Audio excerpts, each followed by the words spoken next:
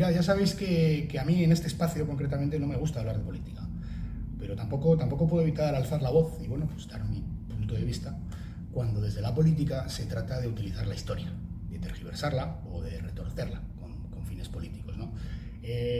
Está muy de actualidad todo el tema de la investidura y el protagonismo que van a tener en ella, en toda esta tramoya, los partidos separatistas. No sabemos en realidad los acuerdos a los que se está llegando. Digo esto porque creo que no hay que ser muy listo para comprender que aparte de lo que quede por escrito, pues habrá otro buen montón de cosas que se habrán acordado, que se van a acordar mediante un apretón de manos así por debajo de la mesa, ¿no?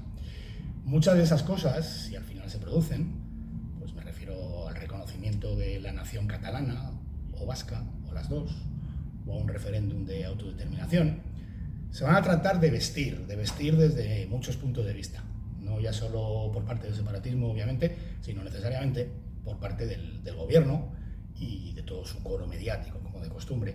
Y no creo que nadie tenga la menor duda de que una parte estelar del vestido le va a corresponder a la historia. Creo que a partir de ahora va a haber, lamentablemente, oportunidad de comentar y opinar sobre un montón de cosas relativas a la historia. Pero hoy quiero quedarme concretamente con algo que, bueno, pues que sería, digamos, la piedra angular de ese discurso falsario que se instrumenta desde el separatismo para, bueno, pues para edificar toda esa construcción mítica suya, ¿no? Me refiero a la negación de España como nación desde un punto de vista histórico. Según este mejunje, España nunca habría sido históricamente una nación, sino un mero conjunto inconexo, ¿no?, de pueblos o de reinos que habrían sido unidos además por imposición, ¿no? Además, se trata de predicar que en realidad las únicas naciones verdaderamente históricas preexistentes serían el País Vasco y Cataluña. Además, ya sabéis, ¿no?, desde la noche de los tiempos, ¿no? Bueno, si escuchasteis el episodio de mi podcast sobre los mitos históricos del nacionalismo catalán, pues sabéis a lo que me refiero, ¿no? Y si no, pues bueno, pues os invito a que lo digáis. Por supuesto, y antes de que vengan los de la cagada de la mosca, ya sé que los conceptos de nación, de Estado, de país, son relativamente recientes. O sea, no voy a caer en eso, no.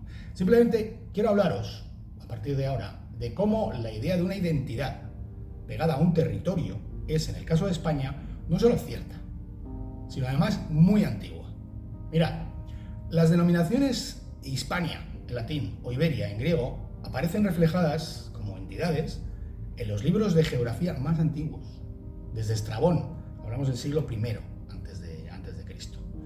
España es, por ejemplo, la única provincia del Imperio Romano que conserva el nombre que ese imperio le dio, lo que nos da, bueno, la idea de algo delimitado, que además viene a coincidir mayormente con lo que hoy llamamos España.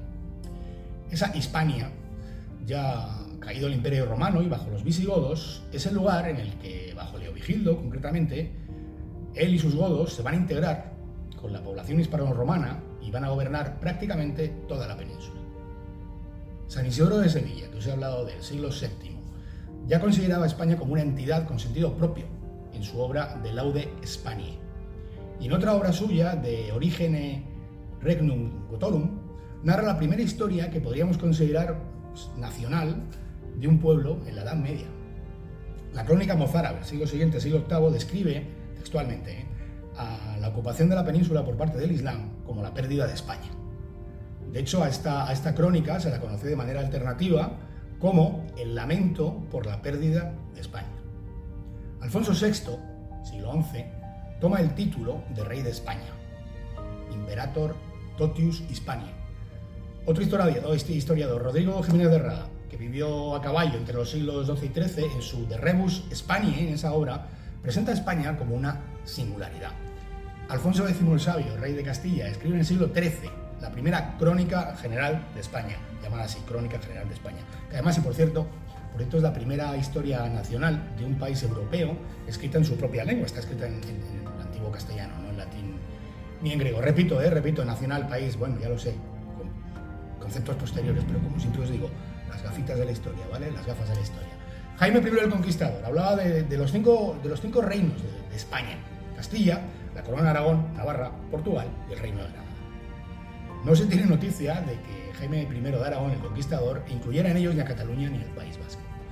El término español, por ejemplo, se usaba en Francia, en la Edad Media, aplicándose a los que cruzaban los Pirineos huyendo de la invasión musulmana, que curiosamente eran, la mayoría, llegados de Cataluña. No se les llamaba catalanes, españoles. En esa misma época, la porción de tierra que el reino franco establece como franja de seguridad para defenderse de las invasiones islámicas, a esa franja se le da el nombre de Marca Hispánica. Y mirad, una parte importante de ese territorio se encuentra en lo que hoy es Cataluña, pero no se le llamó Marca Catalana, se le llamó Marca Hispánica. En el siglo XV, en el Sínodo de Pisa y en el Concilio de Constanza, los representantes de los reinos hispánicos se agruparon en la nación española, en un solo grupo con un voto único. El cronista Diego Valera le diría al futuro rey católico Fernando que su matrimonio con Isabel de Castilla, suponía unir la monarquía de todas las Españas. El propio obispo de Gerona, Joan Margarit, celebra a esos reyes católicos como los restauradores de la unidad perdida. Antonio de Nebrija, el de la gramática, tras la toma de Granada, dijo aquello conocido de Hispania tota sibi restituta est. España ha sido restituida por entero. Y ya mucho más lejos, ahora sí, con ese concepto. En la Constitución de 1812, la primera de nuestra historia, España se constituye como una de las primeras naciones modernas. Y bueno, repito, los conceptos de Estado, de país, de nación, pues vienen más tarde, claro que sí. Pero eso no niega que contemos con innumerables muestras de la existencia de una idea antigua, a la que hoy podemos llamar España. Del sentimiento, antiguo también, de pertenencia a esa idea y de su delimitación, igualmente antigua, en lo que hoy se parece a España. Algo que se pongan como se pongan algunos, pues no podemos encontrar respecto de ningún otro territorio encuadrado en eso que hoy llamamos así, llamamos España. Os cuento todo esto porque en los próximos días pues nos van a venir a bombardear con informaciones presuntamente históricas que apuntan en el sentido contrario. Bueno, además con otras cosas, ¿no?, de las que también os voy a hablar aquí, pero de momento creo que nos podemos quedar con esto, ¿no? Porque, bueno, que solo sea por negar la mayor, ¿no?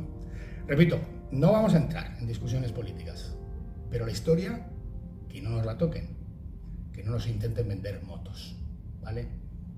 Bueno, pues de momento nada más. Un abrazo bien grande y nos vemos por aquí.